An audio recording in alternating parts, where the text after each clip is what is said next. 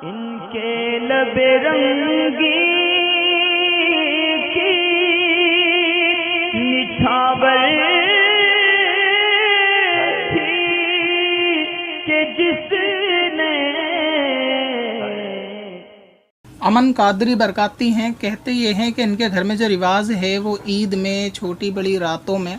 ये है कि घर के छोटे लोग बड़े लोगों के हाथ चूमते हैं और इसके अंदर मर्द और औरतें दोनों शामिल होती हैं। इन्होंने मिसाल दी कि जैसे ये हैं तो ये घर के छोटे हैं, अब ऐसे मौके पर जैसे ईद या खुशी वगैरह के मौके पर ये अपने घर के बड़ों के हाथ चूमेंगे, दस्तबोसी करेंगे, तो उसके अंदर इनकी दादी, इनकी नानी, इनकी चाची और बड़ी बहन शामिल होती हैं। तो क्या ये फ़ेल दुरुस्त है या नहीं? देखें, आपने जिनके नाम लिखे हैं उन सब के हाथ को चूमना आपके लिए दुरुस्त तो है, मगर सिवाय चाची के, कि चाची आपके लिए गैर महरम है, तो ऐसी सूरत में आपके इनके हाथ चूमना दुरुस्त नहीं है, ये गुनाह का काम है। बाकी अगर क्योंकि दादी हैं तो उम्र में क्योंकि ज़ईफ़ होंगी, और नहीं भी हों तो भी दादी नानी वगैरह के इनके हाथों का बोसा देना, इसमें शर्म कोई हरज नहीं है। इसी तरह अगर बहन बड़ी है तो उसके हाथ भी चूमे जा सकते हैं, जबकि इसमें शहवत का कोई अंदेशा ना हो। इसी तरीके से आपने कहा घर की औरतें, घर के मर्द वगैरह ये मामला करते हैं, तो इसमें वही पर्दे के अहकाम का लिहाज रखा जाएगा कि जिनके साथ पर्दा नहीं है तो उनके हाथों का बोसा देना बिल्कुल दुरुस्त है। बाकी ये कि जिनका पर्दा है उनके बोसा नहीं दिया जा सकता। मसलन यही कि आपका चाची के हाथ पे बोसा देना दुरुस्त नहीं है। इसी तरह घर की उन औरतों का, उन मर्दों को जिनसे पर्दा है, जैसे देवर के हाथ को भाभी को चूमना, या देवर छोटा है तो देवर को भाभी का हाथ चूमना, ये दुरुस्त नहीं है।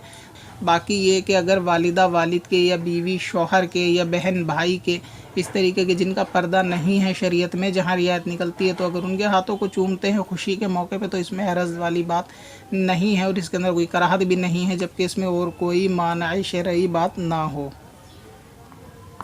अच्छा, आपका एक दूसरा सवाल और भी था शेर के ताल्लुक़ से था कि आला हज़रत अज़ीमुल बरकत का आपको शेर समझ में नहीं आया कि पुल से उतारो राह गुज़र को ख़बर ना हो, जिब्रील पर बिछाएं तो पर को ख़बर ना हो। तो दरअसल मामला ये है कि इसको एक शॉर्ट में मैं आपको समझा देता हूँ कि जिब्रील अलैहिस्सलाम ने जब हुज़ूर अलैहिस्सलाम मेराज की रात गए तो हुज़ूर अलैहिस्सलाम ने पूछा कि आपकी कोई ख्वाहिश है अल्लाह तबारक व तआला कि मैं जा रहा हूँ, तो वहाँ आपकी कोई ख्वाहिश है? तो जिब्रील अलैहिस्सलाम ने फरमाया कि मेरी ख्वाहिश ये है कि जिस वक्त आपकी उम्मत पुल पे से गुज़रे तो उस वक्त मैं चाहता हूँ कि पुल के नीचे अपने परों को बिछा दूँ ताकि आपकी उम्मत महफूज उस पुल से रात से गुज़र जाए। तो जिब्रील अलैहिस्सलाम ने यह हसरत बयान की थी अपनी कि मैं उन परों को बिछा दूँ अपने, ताकि आपकी उम्मत जहन्नम में गिरने से जो है बच जाए। तो आला हज़रत ने उसी को फरमाया है कि या रसूल अल्लाह, हमें आपकी मदद काफ़ी है और आप हमें पुल से पार लगाइए इस तरह के जिब्रील अलैहिस्सलाम के परों को भी ख़बर ना हो कि उनकी उम्मत कब गुज़र गई। इसी फ़रियाद को आला हज़रत ने शेर में बयान किया कि पुल से उतारो, यानी हुज़ूर अलैहिस्सलाम की बारगाह में अर्ज़ है कि पुल से उतारो राह गुज़र को ख़बर ना हो, कि इस तरह पुल से आप निकाल दो कि उस पुल को ख़बर ना हो और वहाँ की राह से गुज़रने वालों को यानी मालूम भी ना चले कि उम्मत किस आसानी से पुल से गुज़र गई, और जिब्रील पर बिछाएं तो पर को ख़बर ना हो। और आगे आपने एक शेर और लिखा है,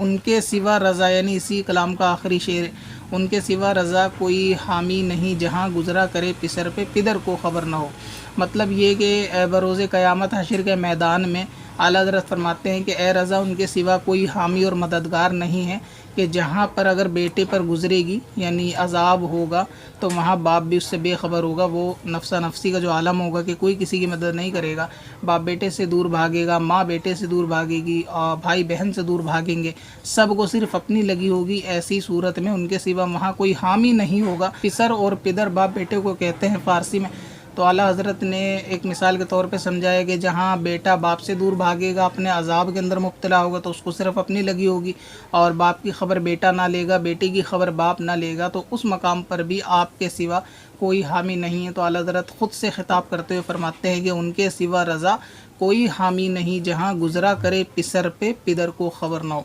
उम्मीद है कि आपके दोनों सवालों का आपको जवाब मिल गया हो। पत्थर में हसन लाले पुरनवार